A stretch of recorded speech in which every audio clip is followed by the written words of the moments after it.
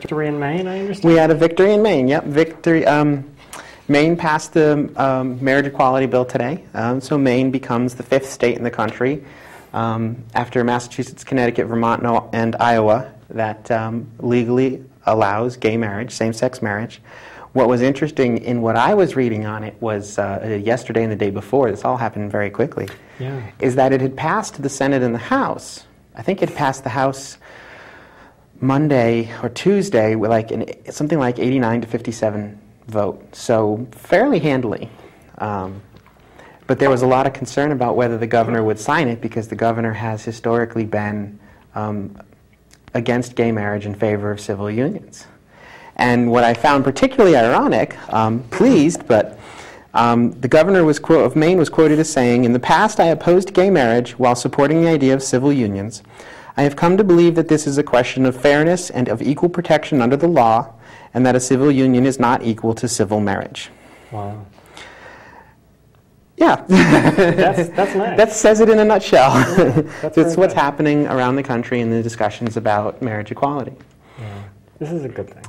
I think we're definitely moving in the right direction. Well, the irony is, on the national political stage, what I keep hearing is, just like the general election, as goes Iowa, so goes the country.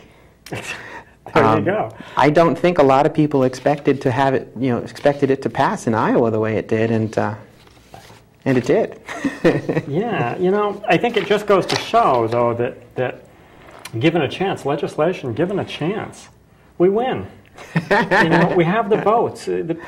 People are in favor of this, and it's just crazy things happen, like what happened here. Bills don't get out of the Judiciary Committee, and that's something I want to talk about tonight. Political pressures get applied, but time and again, the question of equality under the law comes into play.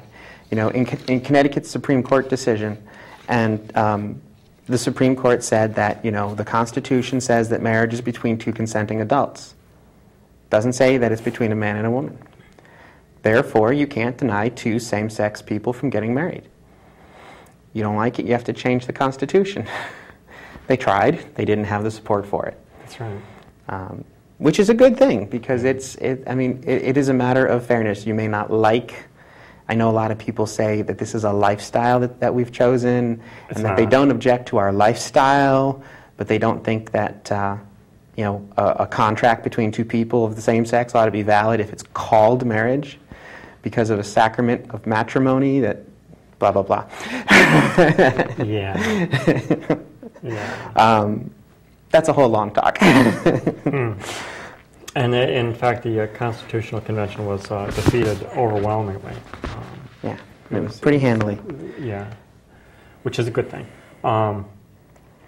The whole idea of the lifestyle thing. I know. I hear that a lot, and I don't. I understand some people are confused about that. This is not a lifestyle choice. Being gay is not a lifestyle choice. Being transsexual is not a lifestyle choice. It just is. It's not a lifestyle to have chosen. That's right. That's right. It's crazy. My lifestyle is a disheveled white ranch.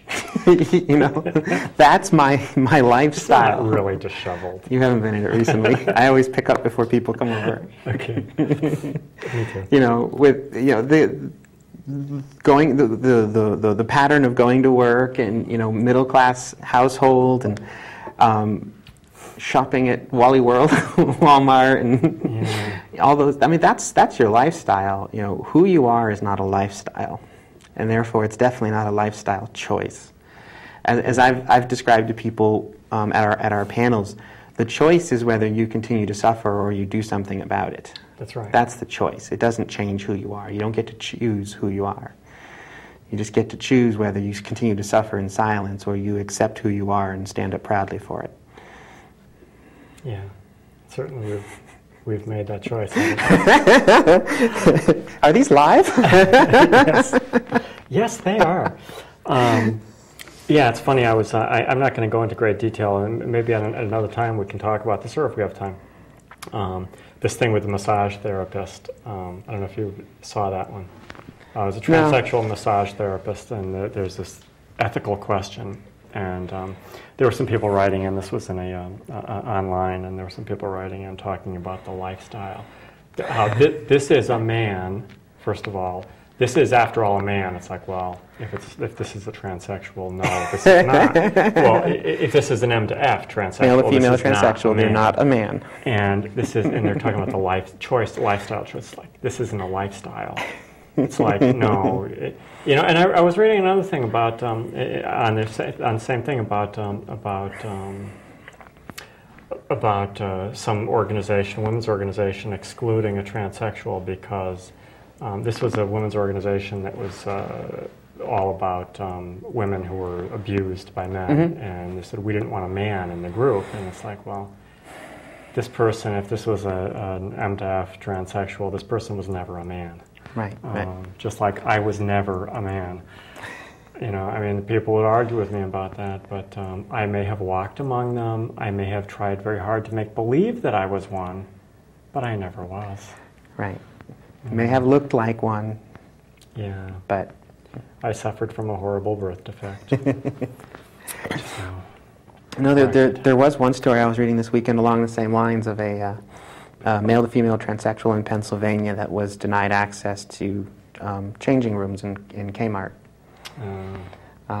There was a tiff. The manager got called in. They eventually had to bring the police in, and the police upheld the law. This individual's license was listed as female. They followed all the legal rules to change their gender, and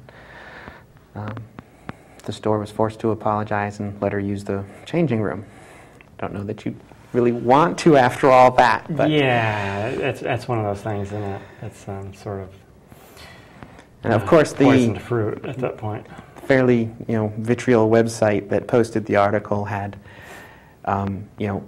woman, rather, he referred to the male to female as man, and in quotes, and condemned the police for upholding the law, and went on and on about how illegal it was to change the gender marker on your license. And it's like, look, that's the law in Pennsylvania. They followed the law.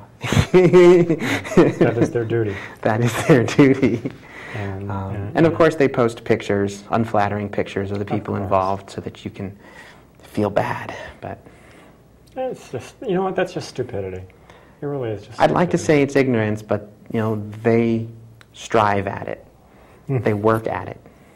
They work really hard at it. Yeah. Yeah, it's too bad, but we are, I think we are making progress. And, we are. Yep. But there's still negativity out there that there is. And we will work very hard as long as we have to make that go away. We will probably never succeed. We will never succeed completely. You're never going to make it all go away. No. You can look at a lot of the groups that have been discriminated against in the past for hundreds of years. For hundreds of years. And yeah, I know it doesn't go away overnight. I get that, but I think we sort of have. I would like to believe that we have an advantage because of what we've learned. I mean, look what we did. Look what we did to black people. Mm-hmm. We enslaved them. I mean, I personally didn't do that, and my family personally didn't do that. But in this country, we did some horrible, horrible things. Mm-hmm. I think we learned that was wrong, and we're not there yet. Certainly black people are still discriminated against. There's no doubt about that. Mm-hmm. Absolutely no doubt about that. But we've come a long way. Right. And I would like to believe that we've learned something in the process which would make it a little bit easier on other minority groups that are, struggling